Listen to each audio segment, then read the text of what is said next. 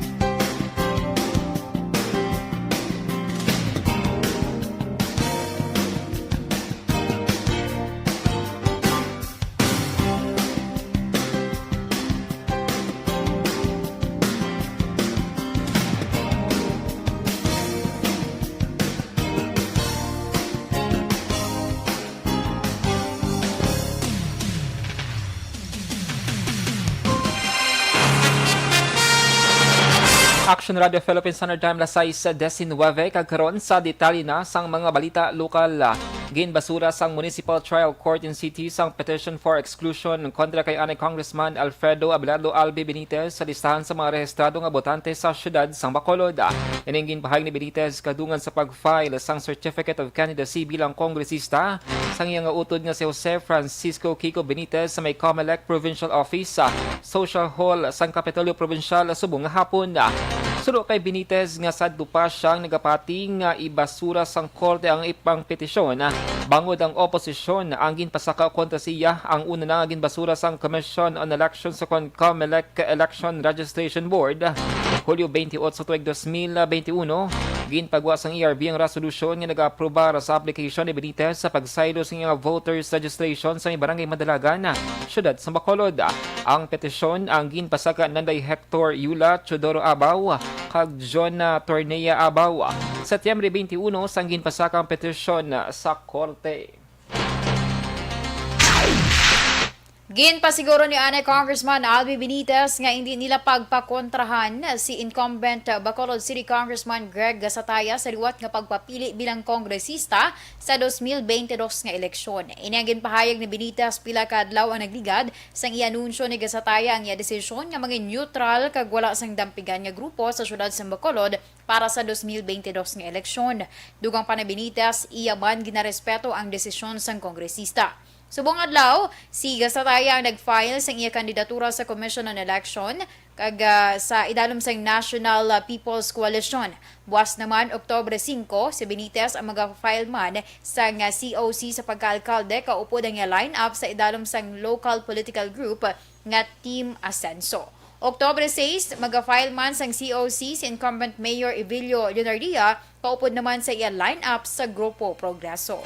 Wala lang president kag vice, lumayara na kami. Congressman, ang taon ta. Iyan na yung that's his decision. We respect that. Wala kami congressman. Ang gawain sa pagpahayag ni Congressman Albi Benitez. Nagsaka na sa apat ka mga individual ang nag-file sang Certificate of Candidacy o COC para sa pagkakonsihal sa syudad sa Bacolod. Kaya na sang aga Lunes ang nag-file sang COC si Attorney Marcus Steven Mayo.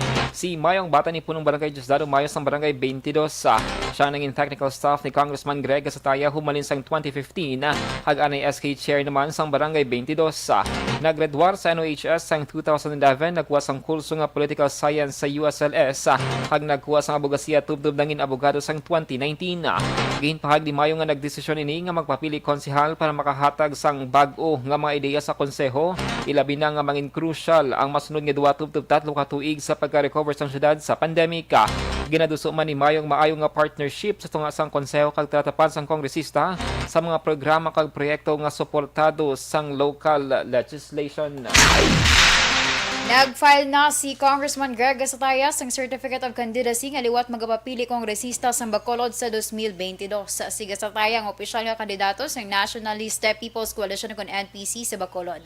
Liwat man niya ginpalayag ni Gasataya mangin neutral ini o kon neutral candidate sa 2022 nga eleksyon. Sunod sa kongresista sa ikatatlo kag katapusan sini nga termino iya pagatutukan ang pagpatuman sa Bacolod General Hospital kag ang mga pending hagna sa Kongreso. Ginanunsyo man ni Gasataya nga ginaprobahan na sang Kongreso sa third kag final reading ang ginaduso sining hagna nga nagatukod sa Bacolod Export Zone Authority. Sunod pa sa kongresista magapabilin nga prioridad sini sa masunod nga termino ang edukasyon, ikayong lawas, infrastruktura kag social services. Sa iban nga balita lokal, ginanunsyo sa Department of Health Region 6 nga 232 ka mga COVID patients nga taga Bacolod ang naka-admit sa karon sa mga hospital tubtob Oktubre 3 sa tuig 2021. Sa virtual presser kay na sa aga Lunes sa 232 mayroon sang 3 ka mga symptomatic, 21 ang mild cases, 124 ang moderate, 57 ang severe, kag 27 naman ang critical. Ginapakita man sa datos nga 27.70% ang utilization rate sa mga isolation o quarantine facilities sa syudad. Sa contact tracing, nagapakita nga 100% nga na-trace ang talagang close contact sa Bacolod.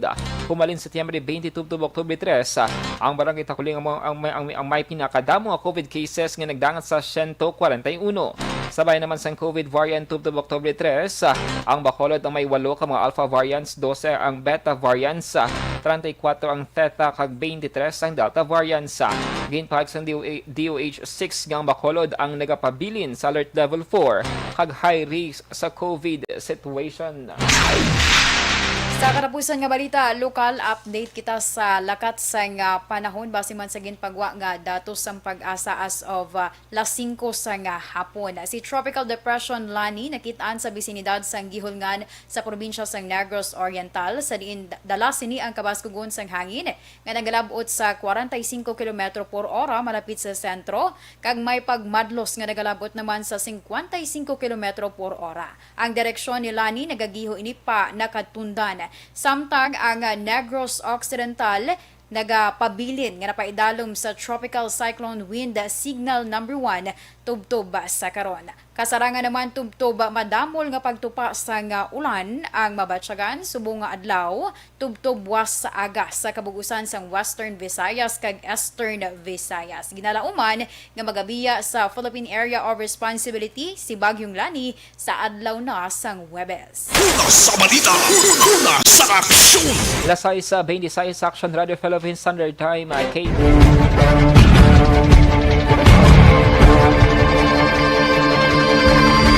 Welcome to the biggest gathering of radio stars in Negros Occidental. This is the biggest and most coveted recognition for people and voices behind the microphone in the island. Liwat nga nagbaton sang pagpasidungog ang mga katapo kag programa sang Aksyon Radyo Bacolod sa ginpatigayon nga tingog kag Handorawan Awards 2021. Ladies and gentlemen, our icon of radio in Negros Occidental this year goes to Fred Salanga of DYEZ Aksyon Radio. Ginkilala bilang icon of radio in Negros Occidental, si Aksyon Fred Salanga. Anchorman of the Year, si Aksyon Boy Duran. Ladies and gentlemen, for Anchorman of the Year, and the winner is Renato Boy Duran of DYEZ Aksyon Radio. Reporter of the Year, si Aksyon Eric Magmanwa. For Best Reporter of the Year. And the winner is Eric Magbanwa of Aksyon Radio Bacolod. Special Awards for Broadcast Engineering, si Aksyon Henry Espolgar. Our Tingog Kaghandurawan Awards Special Awards for Broadcast Engineering. And the winner is Henry Espolgar, DYEZ Aksyon Radio Bacolod. Best Entertainment Program for AM, ang harana sa DYEZ Aksyon Radio Bacolod. The nominees for Best Entertainment Program for AM, Ronda Extra, Tingog Mo, Tukibon Ko, and Harana. And the winner is Harana by Aksyon Radio Bacolod. Aksyon Radio Bacolod, number 1! Madamo nga salamat mga ka-aksyon sa padayon nga pagsalig sa matugtuod nga numero 1 nga istasyon. DYEZ, Aksyon Radio Bacolod. Aksyon Radio Bacolod, number 1!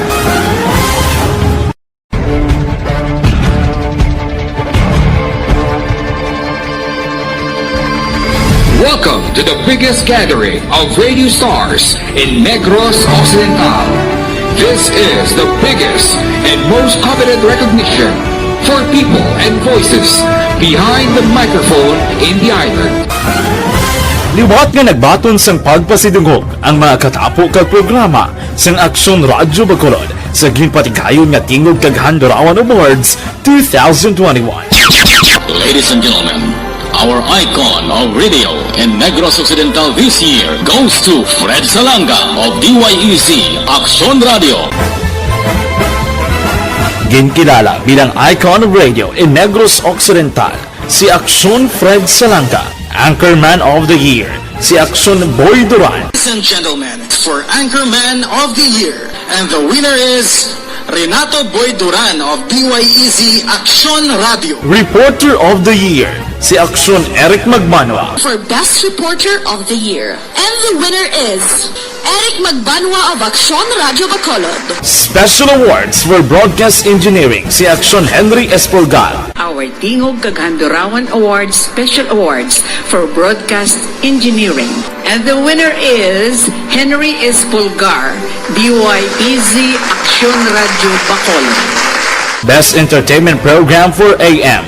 Ang harana sa DYEZ Aksyon Radio Bacolod. The nominees for Best Entertainment Program for AM, Ronda Extra, Tingog Mo, Tukibon Ko, and Harana. And the winner is Harana by Aksyon Radio Bacolod. Aksyon Radio Bacolod #1. Madamo nga salamat mga ka-aksyon sa padayon nga pagsalig sa matudtuod nga numero 1 nga istasyon. DYEZ Aksyon Radio Bacolod. Aksyon Radio Bacolod #1.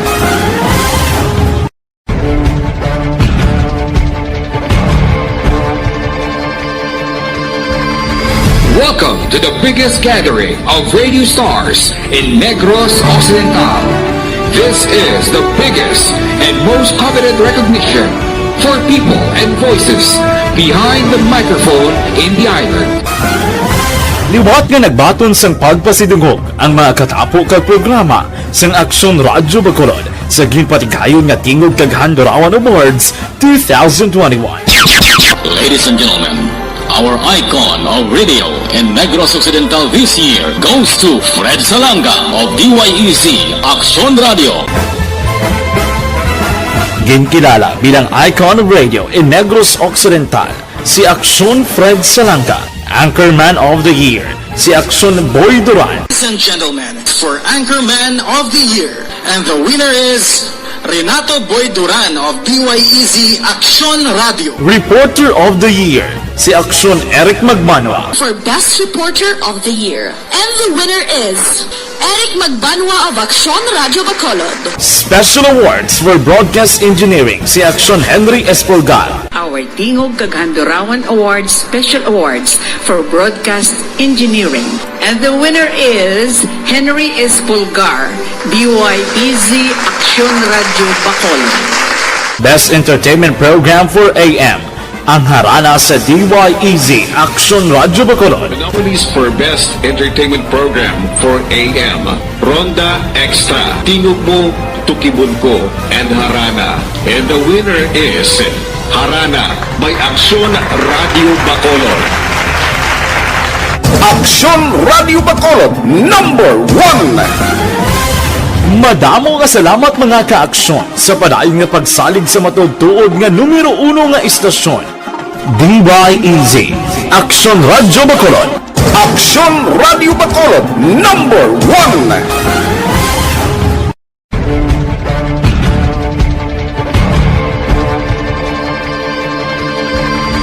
Welcome to the biggest gathering of radio stars in Negros Occidental.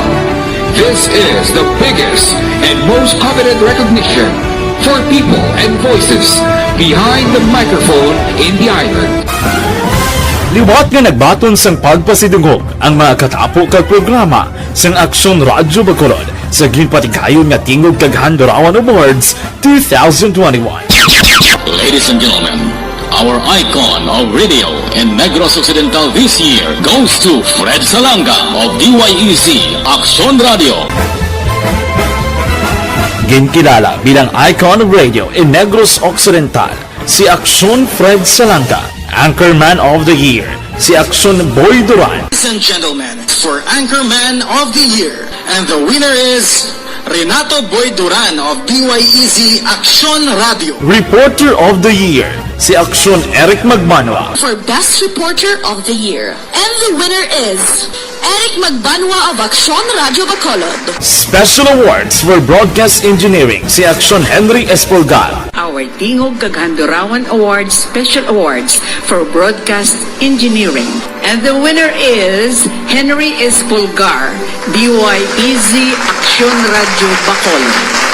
Best Entertainment Program for AM.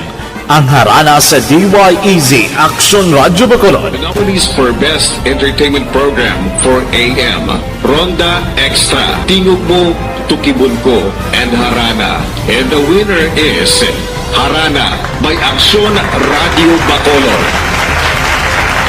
Aksyon Radio Bacolod #1.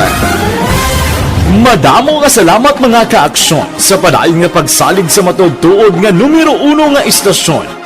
DYEZ, Aksyon Radyo Bacolod.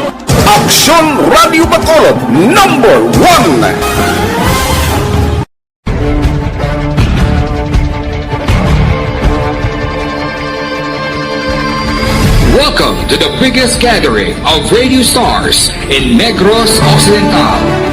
This is the biggest and most coveted recognition for people and voices behind the microphone in the... Kagaron sa detalye na sang mga balita national, ginpahayag ni PNP Chief General Guillermo Lorenzo Elizar nga pag-umpisahan na ang pag-isip sang tanan nga Chief of Police nga na-assign sa mga lugar nga ila himata ang magapapili man sa Mayo 2022 nga eleksyon. Suno kay Elizar, iningat ikang sang liderato sang PNP ang para proteksyonan ang organisasyon sa partisan politics. Ginpahayag sa PNP Chief nga tuyo sang siningat ikang nga i-reassign ang mga pulis sa lugar sa guwas ng ilang syudad, banwa kon probinsya kung ng ila himata ang magapapili sa pinili ay. Ginpahayag ni Elizar nga may mga reklamo kag report sa adto nga nabato ng ahensya nga may pila ka mga pulis ang aktibo nga nagakampanya sa ilang himata kag nagapatunga. Ginpahayag man ni Elizar nga kalabanan sa mga aligasyon ang hindi matuod kag ini nga mga insidente ang nagapakita lamang nga ang mga police officer ang subject man sa harassment kag biktima sang sala nga mga aligasyon. Gilaragway ni Crizelle Grace Mago nga pressured response ang iya pag-ako nga ang Pharmaly Pharmaceutical Corporation nagpamintaha sa gobyerno sa ginelisa na expiration dates sang face shields nga gideliver sa Department of Health. Sa pagbalik sang hining sa Kamara, may kang tanan sa ginaligar overpriced nga COVID-19 supplies, ginpahayag ni Mago nga nagasamo ang iya emosyon sa tong panahon nga nagsabat ini sa pila ka aligasyon sa Senate hearing sang Setyembre 24. Patag ni Mago, naglao man siya nga nakadeliver na ang Pharmaly sang porsyon o kon 28% sang face shields sa DOH. Tuhay man ang panibagong kasabat ni Mago sa akusasyon nga substandard ang face shields kag ginisister na sa karon nga wala ang Pharmaly nag-deliver sang may guba nga items tungod nagapatigayon sang routine quality inspection ang kompanya antes magdulong sang produkto. Sa balita, sa aksyon! Lasay sa 37 Action Radio Philippine Standard Time, D3 Biofood Supplement mga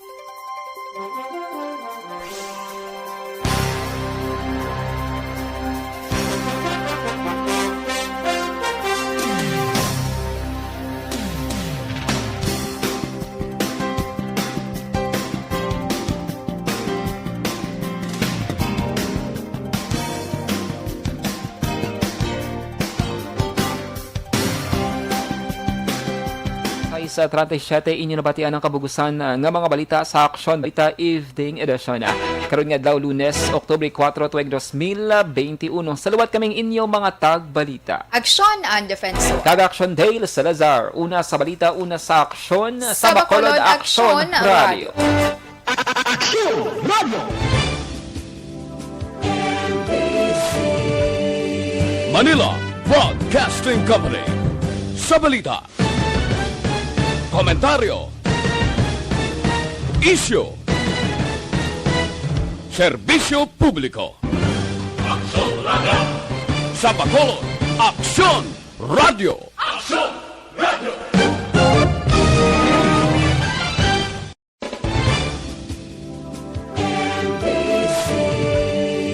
Manila Broadcasting Company. Sa balita, komentaryo, isyu, serbisyo publiko. Aksyon Radio! Sa Bacolod, Aksyon Radio! Aksyon Radio!